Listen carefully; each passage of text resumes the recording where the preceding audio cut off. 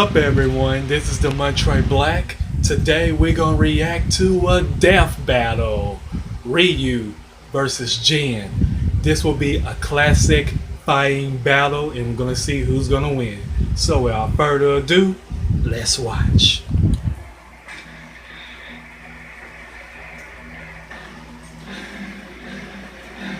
Everyone has different reasons for studying martial arts.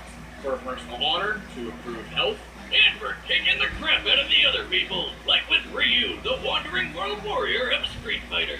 and Jin Kazuma, the power-hungry martial arts master of Tekken. He's Wiz and I'm Boomstick. And it's our job to analyze their weapons, armor, and skills to find out who would win a death battle.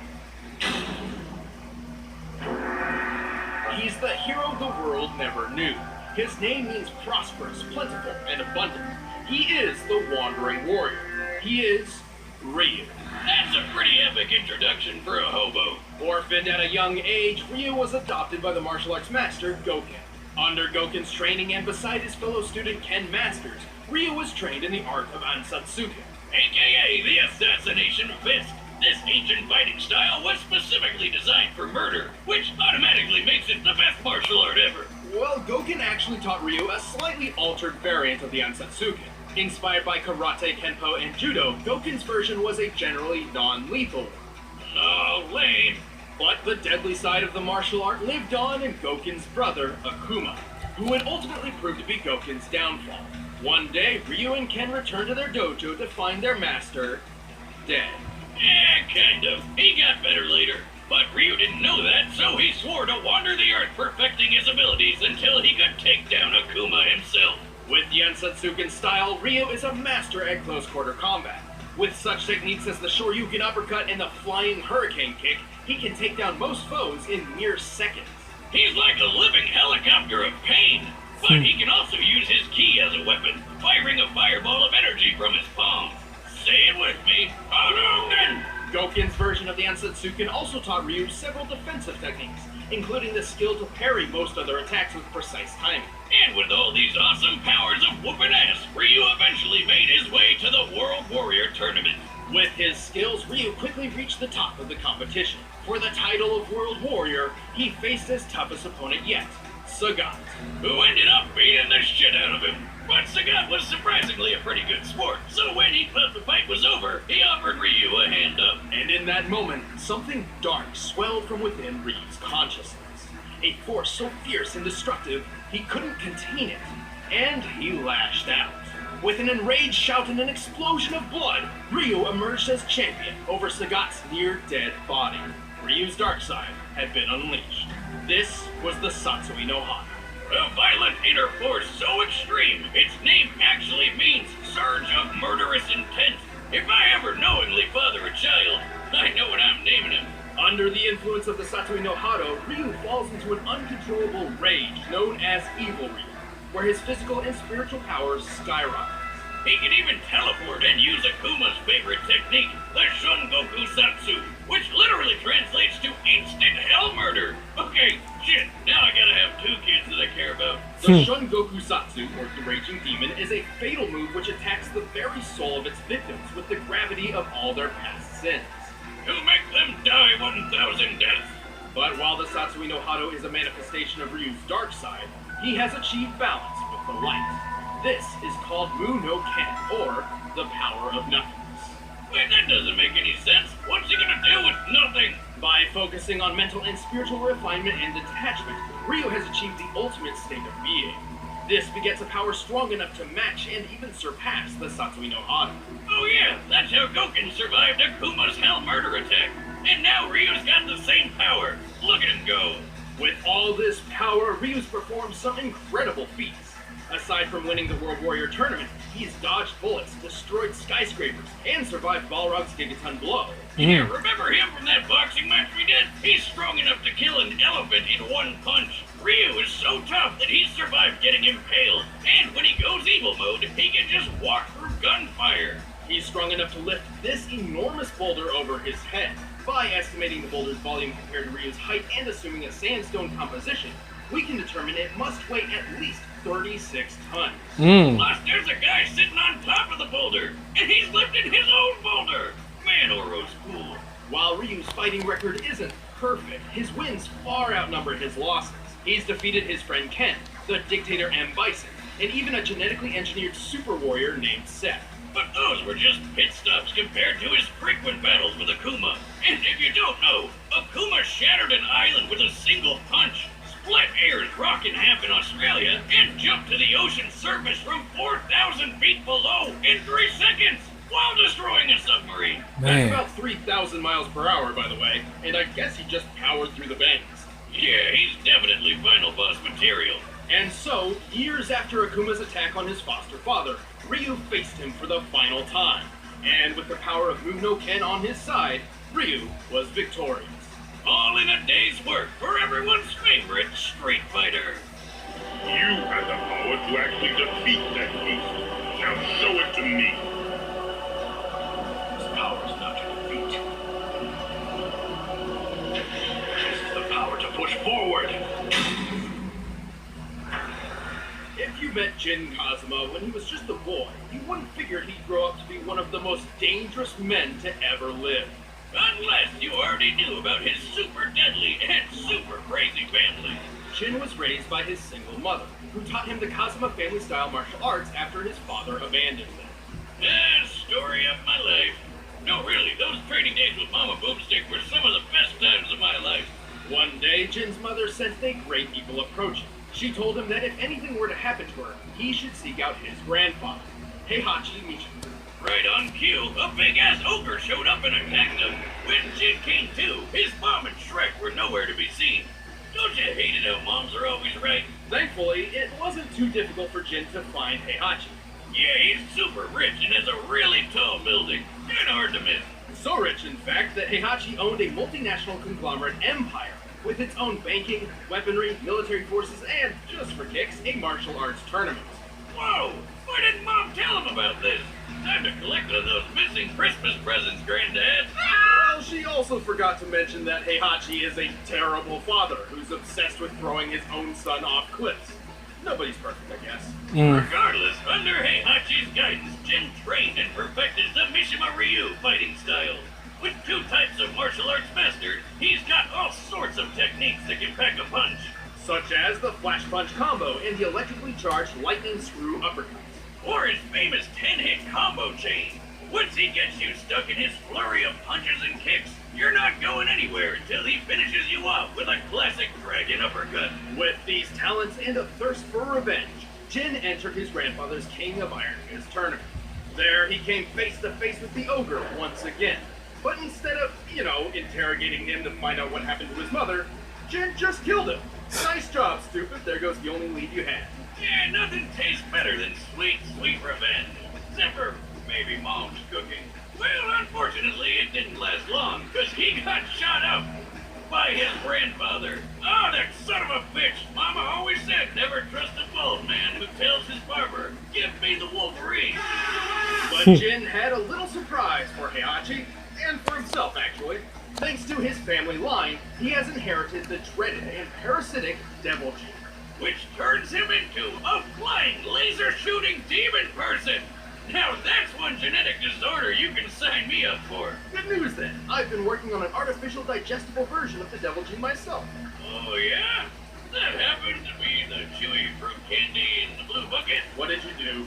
Well, my dog Jack Spaniels was wandering around scrounging for food as he does, and I was wondering why he suddenly grew horns and wings. You've got to be shitting. Anyway, compared to his base form, Devil Jin's strength, speed, and durability are better than ever. Devil Jin is strong enough to throw people dozens of feet and even smash them through walls. For this instance in particular, he's pushing Heihachi through the limestone wall of an Aztec pyramid. To do this, Jin must have struck the wall with force equal to at least 10 tons per square inch. Hell, Jin is stronger than this guy called Raven, who can toss around this giant war robot named Nancy. When compared to real-life robots of similar size and accounting for additional weaponry and gear, this machine should weigh anywhere between 15 to 30 tons.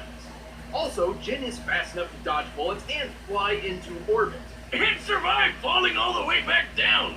which puts his maximum flight speed over escape velocity. That's more than 25,000 miles per hour. He Man. can even punch so fast he causes shock waves. That's right. Jin throws punches faster than the speed of sound. Remind me never to give him a high five. Totally reasonable, considering his grandfather can catch bullets in his teeth from just 20 feet away. And surely Jin can do better than that. Heihachi doesn't even have the Devil Gene. That's right. The Devil Gene traces back not to Heihachi, but to Jin's grandmother. Who freaking rides tigers?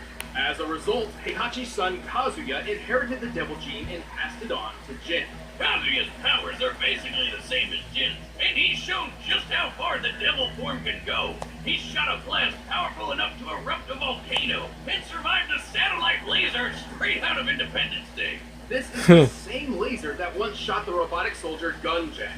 By measuring the blast radius and resulting devastation, the laser's firepower appears to equal 3.7 megatons of TNT. Ooh. You know the bomb that got dropped on Nagasaki in World War the sequel? Yeah, this laser's like 176 of those hitting all at once. While the Devil Gene can sometimes be difficult for Jin to control, it provides an enormous advantage against almost any foe. With it, he's won 3 of the 4 King of Iron Fist tournaments he's entered. He's defeated Heihachi, Kazuya, and even the supposed OG Devil Man himself, Azazel. Too bad he had to start World War the Second sequel just to find him. Kind of a dick move. Jin's certainly no angel, and hardly a hero. Still, when it comes down to it, he is the child of destiny, and not even the Devil's blood can seal his fate. Can't you understand? All this fighting is pointless. It's never gonna end. It will end with this bloodline. And that is why I fight. All right, the combatants are set. Let's end this debate once and for all. But first, all this talk of gin is making me want to pour a glass and eat some delicious Blue Apron.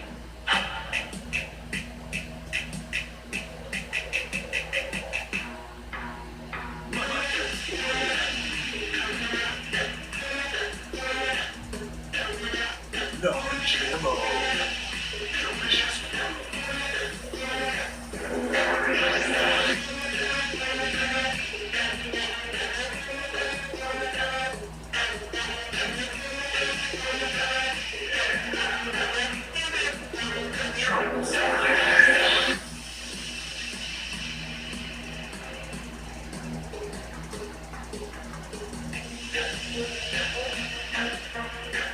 Right now, you're probably shouting at your screen, where do I sign up? So check out this week's menu and get your first 3 meals free at blueapron.com/battle. That's blueapron.com/battle to get your first 3 meals free. But right now, it's time for a death battle!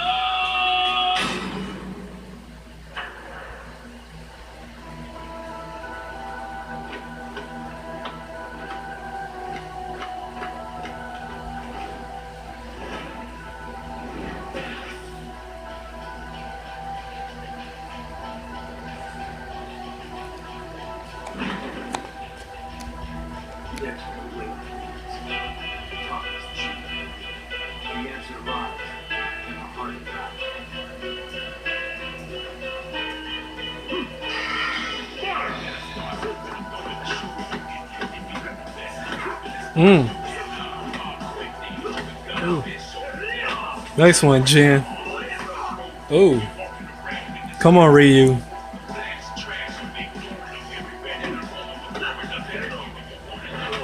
Nice one, Ryu.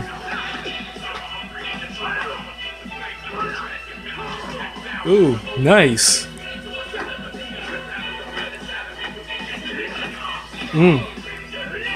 Nice one, Jin.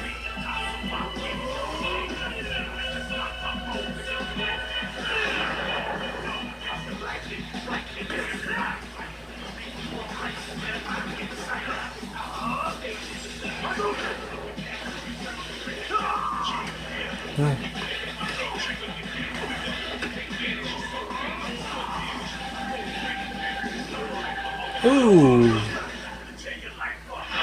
Nice.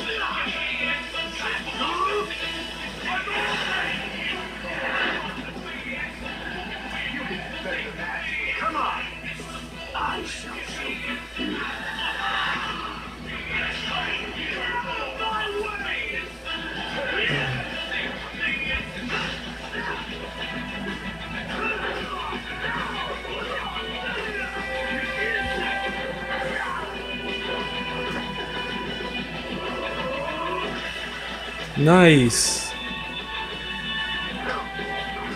Mm.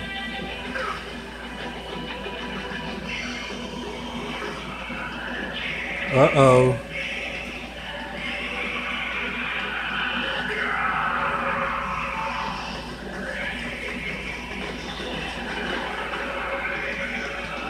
Who's gonna win?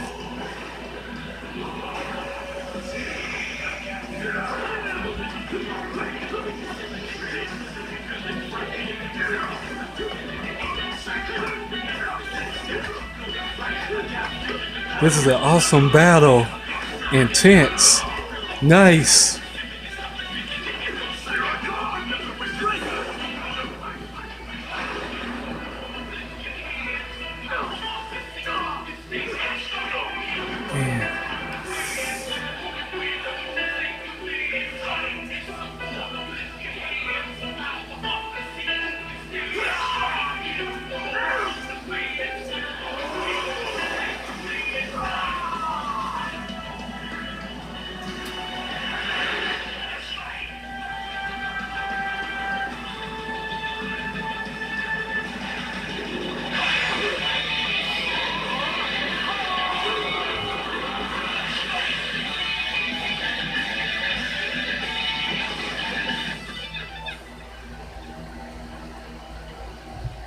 I walk the path of a true warrior.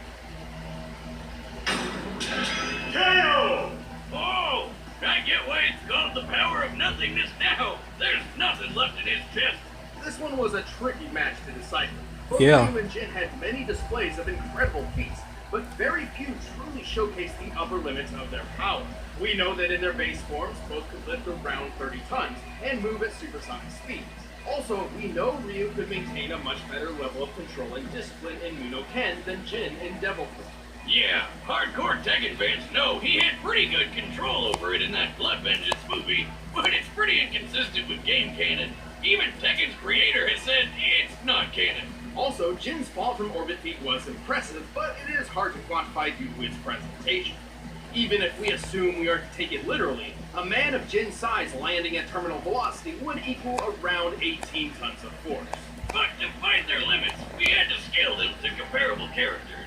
Scaling Jin to his father Kazuya was logical. Kazuya survived that 3.7 megaton laser blast, and it's clear it was necessary for him to be in devil form to do so.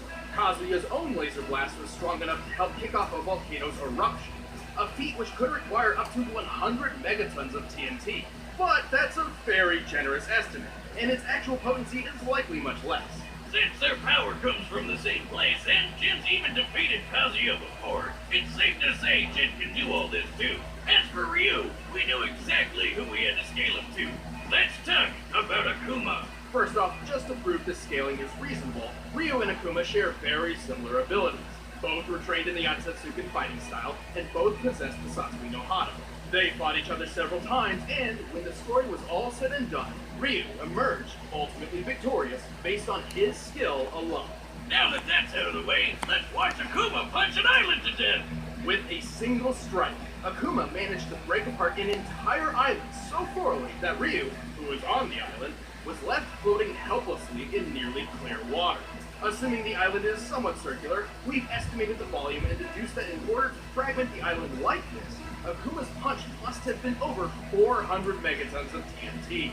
That's more than 4 times stronger than anything a Devil Gene has pulled off. And Ryu takes blows from this guy all the time. Sure, Ryu wasn't getting hit with 400 megatons every time Akuma landed a punch, but the most a Devil Gene carrier has ever survived amounts to less than 1% in comparison. Even if Jin could survive a strike as strong as Kazuya's volcano feat, it still pales in comparison. The fact that Ryu survived being on the island as it was blown apart helps justify this scaling too. Well, Jin still takes the speed advantage with that flight into orbit, but it doesn't mean much when the difference of power and toughness is this massive. When it came down to it, Ryu's strength, durability, and control were just too far out of Jin's reach. Wait, Wiz, we forgot a feat. You remember that Gunjack robot? A later model of Jack once destroyed a meteor. Couldn't we just scale Jin to that? Well, it's unsupported by canon material, but even if we did, guess who destroyed an even bigger meteor? Akuma? Akuma. Damn. Well, Chin up, everybody. Ryu's taking care of business. The winner is Ryu. If you like this death battle, give a thumbs up, and I will see you on my next reaction. This has been the Montre Black. Peace.